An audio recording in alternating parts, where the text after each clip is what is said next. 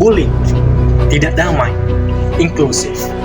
SDGs 16 bertujuan untuk membangun masyarakat damai, adil, dan inklusif, serta menyediakan akses kepada semua orang terhadap keadilan merupakan agenda tahun 2030.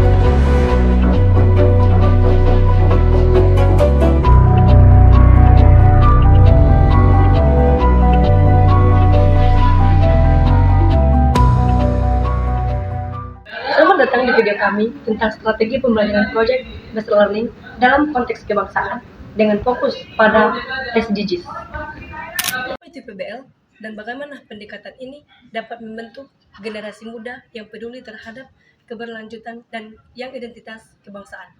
Yuk, mari kita jelajah bersama. Project Based Learning adalah pendekatan pembelajaran di mana siswa belajar melalui proyek nyata yang relevan dengan kehidupan mereka.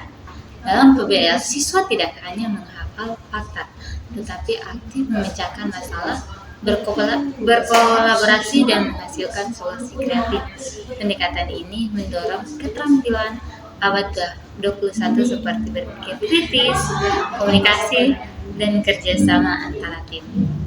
Dalam konteks kebangsaan, PBL dapat digunakan memperkuat nilai-nilai Pancasila dan Kebinekaan. Siswa dapat merancang proyek yang menggali kearifan lokal dan mempromosikan persatuan dalam keberagaman. Dalam PBL, siswa belajar mencintai tanah air sambil memahami tatanan global. Jadi, SDGs adalah 17 tujuan global yang ditetapkan PBB untuk menciptakan dunia yang lebih baik, seperti mengakhiri kemiskinan, melindungi lingkungan, dan memastikan pendidikan berkualitas. Dalam PBL, siswa dapat merancang proyek yang mendukung SDGs. Nah, berikut adalah langkah-langkah menerapkan PBL untuk SDGs 16. Yang pertama, identifikasi masalah nyata. Yang kedua, perencanaan proyek. Yang ketiga, kolaborasi dan riset.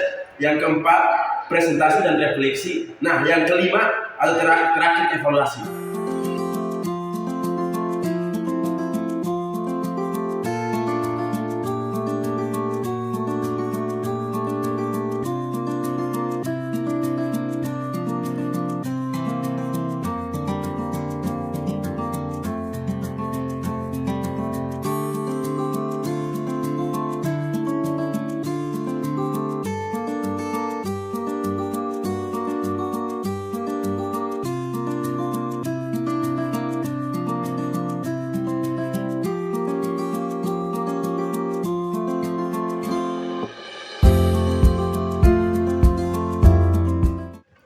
Kami telah mengidentifikasikan masalah nyata.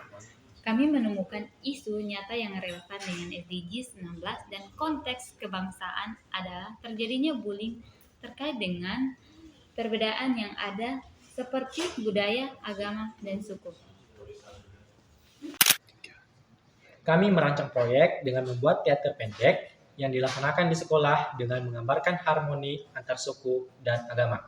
Tujuan dari proyek ini, siswa memahami pentingnya perdamaian dan toleransi. Berikutnya, pelaksanaan. Yang pertama, persiapan. Kami membuat kelompok teater yang terdiri dari siswa dan pembuatan kostum dan dekorasi panggung.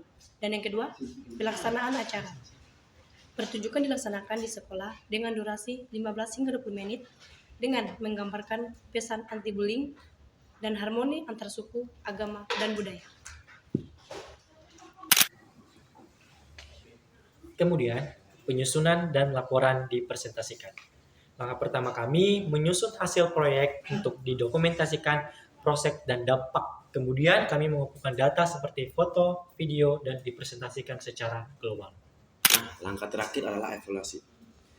Kami dapat mengukur dampak mengenai pemahaman siswa tentang perdamaian dan toleransi melalui wawancara.